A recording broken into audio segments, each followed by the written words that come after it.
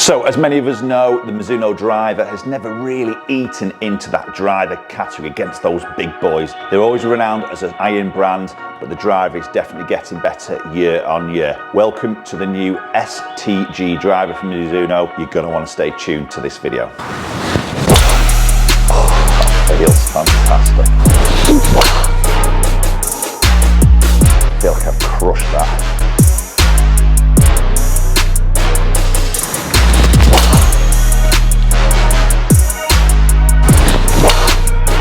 So STG from Mizuno, the new driver. It's a 440cc head, very compact and very noticeable straight away. The look of it is quite a deep face in it, which I really quite like. So a bit more of a squat, compact look.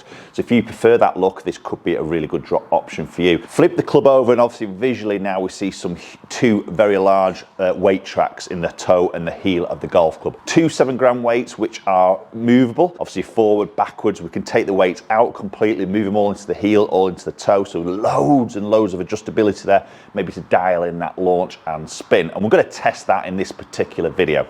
So let's first of all, as always, look at it in its playing position. First instinct, and as always with Mizuno, and I say this pretty much in most of Mizuno driver reviews, it's a great looking driver. It looks quality, it oozes a bit of class. And this in particular, with it being a 440cc, that deeper face, a lot more compact, beautiful shaping of the head, sits incredibly square. I've got the black face, black gloss top with the back section of the crown being that very visible carbon, grey carbon showing through, which looks stunning on a close-up view. We've got the Mizuno logo on the top, very subtle, there's a little bit of an alignment aid, but beautiful look.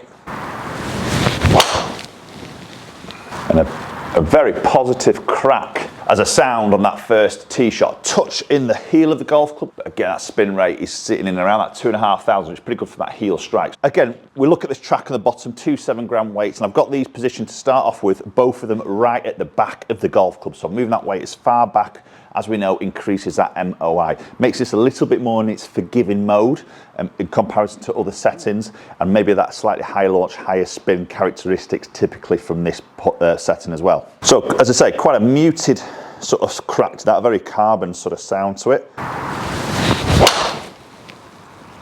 That's a solid hit.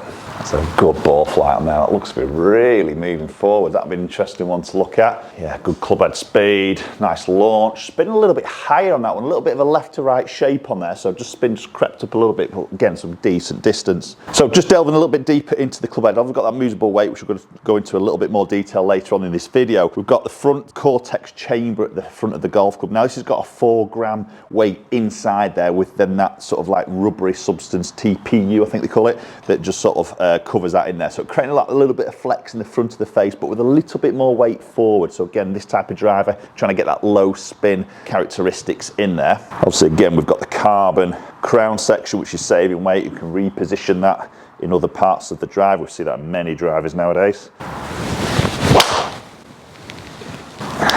Again, nice ball flight. 3 very nice shots I would take all day long on the golf course. Relatively decent strike, decent spin, 281, the carriage edging over that 300 mark. So I've got this set at a 9.5, just standard. Again, we've got loads of adjustability in that neck sleeve. We can change that loft around, we can change the line by up to sort of 3 degrees more upright. So if you're fighting maybe a little bit of a right miss, line angle can make a big difference, being more upright to try and control that shot shape a little bit. So really for a custom fitter, this is providing lots of options, all those different weight positions on the tracks, the neck sleeve, obviously we've got the lofts as well, then you work into shafts, and you can really sort of fine tune this into a player's delivering their needs of a ball flight.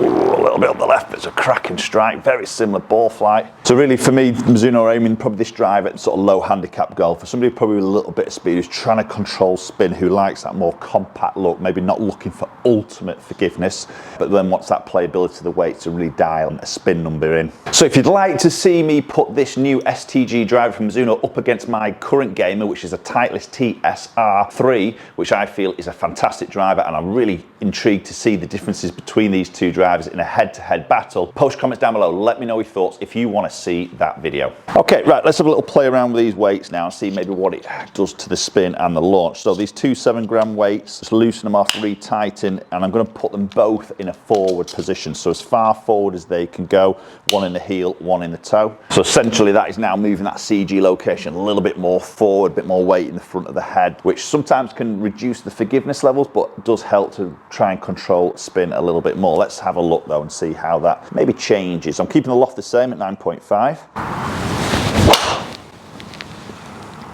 Okay, that flight looks very similar. It looks to come out of the same window. Maybe a little bit more flat on the peak of its flight, possibly. Yeah, a little bit, so good launch again. Spin just slightly lower there. Got a little bit more of a flatter flight, which just got me a little bit more run out on that shot. So Mizuno, in typical standard length of their drive, is coming at 45 inches, so it's not the longest of golf clubs out there, but you know, so maybe has to sacrifice a little bit of club head speed. Having said that, I'm moving that pretty quick. I feel like I'm swinging that quite nicely today, to be honest. So, you know, obviously a slightly longer shaft could creep that 1-2 maybe mile an hour of club head speed out there, but the advantage of the shorter shaft is a little bit more control. I'm definitely sort of seeing that, hitting these tee shots here pretty straight, find that fairway more often than not. It's always a good thing for us as golfers. So I think a lot of golfers would appreciate the control aspect of maybe that shaft length that would give them. Again, very straight. Really enjoying hitting that. And the control aspect, again, looks a little bit flatter. And yeah, just squeezing a little bit more, spin 2-3. So just looks to be slightly low on that spin when those weights move forward. So definitely making a little impact there. Very consistent. Love the look of that. I love the compact look. I love the deep face. It reminds me a lot of drivers when I was a lot younger. You know, we saw these smaller heads and deeper faces. So really like the look of that. The sound is fantastic. The control aspect feels really good. Maybe that shaft length. Again, look how consistent that spin number is with that weight a little bit forward. You can see the dispersion rings there. Just squeezing a little bit more out of that with that. Probably a lower, flatter flight with the spin. Just gets it releasing when it hits that ground a little bit more. So the talking point in terms of the technology will help it a little bit with that faster ball speed is this club face that they're using. So we've got a forged titanium, LFS is what they're calling. Basically it's a beta titanium, which is the strongest sort of titanium that they've used in any of the drivers that they've produced. So again, they're just trying to squeeze that ball speed as fast as they can off this club face. So going back to these movable weights. So again, 2 7-gram weights. Now, obviously I've got them in this heel and the toe track. Now you can, these weights actually slide straight out the back of the driver, and you can move, say, for instance, both of those weights into the heel of the driver to give it a little bit more of that draw biased effect, like so. You can obviously have those forward in that heel track, or you can have it back in the heel track, or you can split them, and vice versa. You can put both in the toe of the club if you want to try and create a little bit more of that fade bias. So I'm just going to hit a couple of shots with both the weights in the heel. Let's see what that does, if anything. And that's gone bullet straight.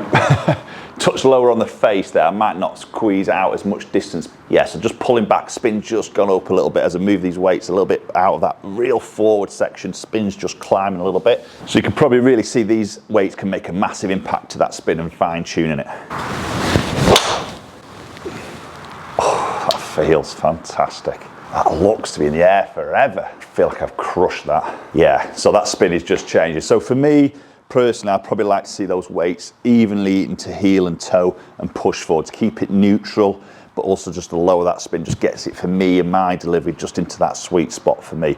Beautiful shape, beautiful look, beautiful sound. That's a cracking driver. And we're seeing Mizuno drivers now more and more on tour. Keith Mitchell's leading the PGA driving stats for 2023, and he uses a Mizuno driver. So they're definitely eating into that market. Will it be contending with those big boys? We'll have to wait and see. Appreciate you watching the video as always, and hopefully it will catch up with you all very soon.